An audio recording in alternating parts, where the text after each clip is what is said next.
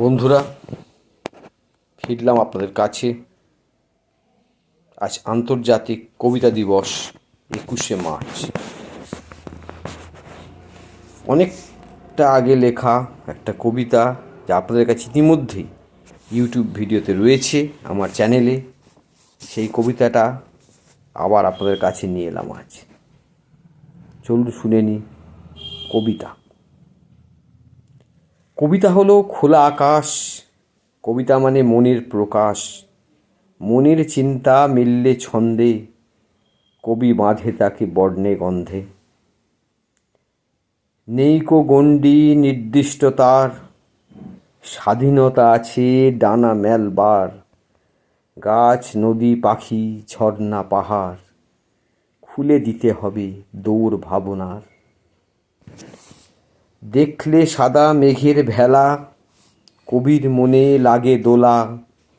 সাগর ঢেউ বা ঝাউবনেতেও, লেখনীতে কথার খেলা।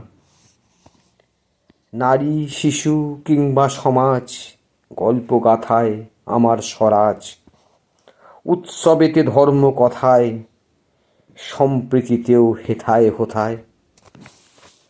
রাজনীতিতেও সাদা কালো, তর্ক বিবাদ মন্দ ভালো। হাতাহাতি মারামারি, পরিস্থিতি করুণ তারি। প্রতিবাদের ভাষায় প্রকাশ, কলম হয়ে তরবারি। ভালোবাসা মন্দ বাসা, নয়তো বিরহ। হতে পারে সাহসী বা মামুলি নিরীহ। ঋতু হলো নানা প্রকার, বর্ষা বসন্ত। প্রেমের ভালোবাসায় চলে জীবন অনন্ত। ছন্দবদ্ধ মনের আলোয় সমাজ বারতা, তোমার আমার হাতে খুরু জীবন কবিতা।